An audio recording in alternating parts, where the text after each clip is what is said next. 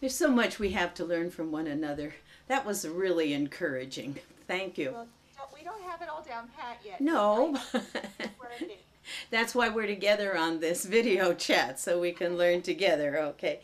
And Mary, is there any sense of an in group and then an outer group? And I know that isn't spoken real clearly, but I'm thinking of one group being the province and then everyone else. Is there any significant thought on that experience? Um, First of all, I don't think there is an in-group and an out-group. But that being said, communication is at the heart of everything. And then we have our individual personalities. We have a very wise sister who says we create wonderful job descriptions and then we elect people to put in them. And regardless of what the descriptions are, there are the gifts of the person that get brought to it. I would say that the leadership, the provincial leadership that's been elected in Puerto Rico, as well as the councils here, have worked very hard to keep that relationship very positive. And while they do a lot of local governance, there are in their statutes certain things that they must connect with us in. So that, for instance, it's in their local statutes that they must report back to the United States Council, the New York Council, once a year. Well, we do so much more than that.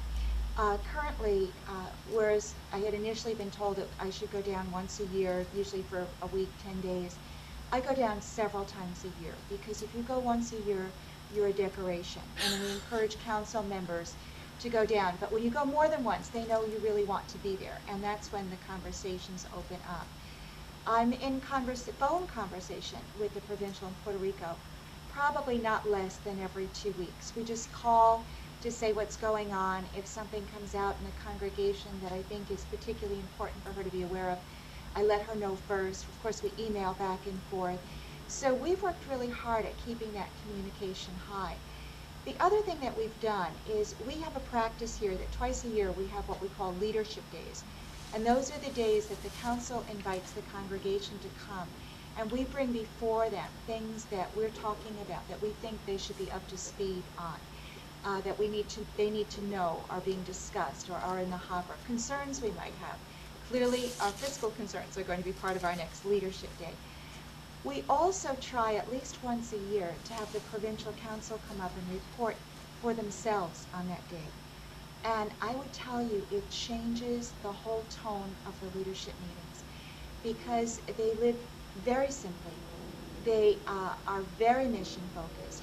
And when the province comes up to talk, they come with their video presentations about what's going on. You can feel the energy in the room. At this point in time, we have sisters who are saying, perhaps newly retired, saying, you know, I could go down to Puerto Rico for 2 months, and I could volunteer my time down there. We've got sisters down there coming up. Last year, when there was 5 sisters celebrating jubilees in Puerto Rico, 11 sisters up in New York saved their money because they entered with those sisters and went down to celebrate at their jubilee celebration. They come up to ours in the fall. So there's been a lot more back and forth, a lot more consciousness of trying to learn as much Spanish or to be more conversant, and that's important for our immigrant population here in New York as well.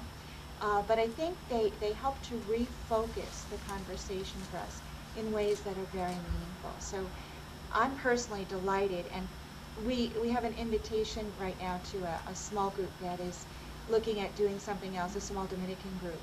And we've invited them to join us as still another province of the congregation. And the sisters in Puerto Rico are calling up saying, our experience has been a beautiful one. If they want to talk to us, have them do that, because we can tell them what it has been. Mary, are there any movements in the Sisters in the United States to return to regions? I don't hear it. There are people who bemoan the fact that we don't have more people to be attentive. When you reduce the number of sisters on a council, what you do is you increase your staff underneath.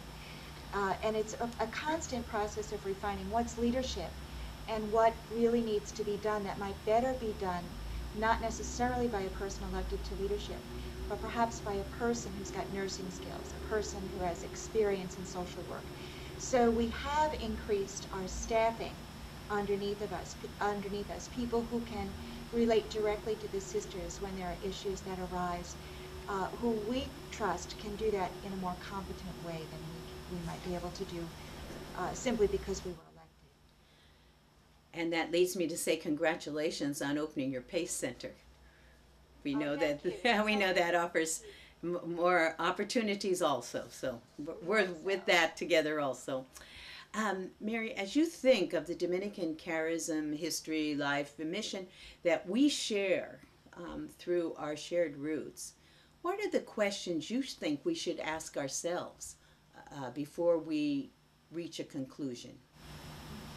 Yeah, I don't know that. I mean, I can't help you reach your conclusion. I don't know what your leadership is like in your leadership potential in Mexico, and how your sisters are feeling. But I think, you know, people wear bracelets. What would Jesus do? I think for us, we always go back to what would Dominic do?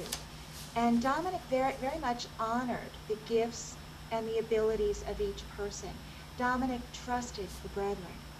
And so, you know, as you look at the various options, wherever the greatest amount of honoring, the greatest amount of trust, that leaves people free to preach the gospel in ways that work best in their context, then that's probably the decision that you should arrive at.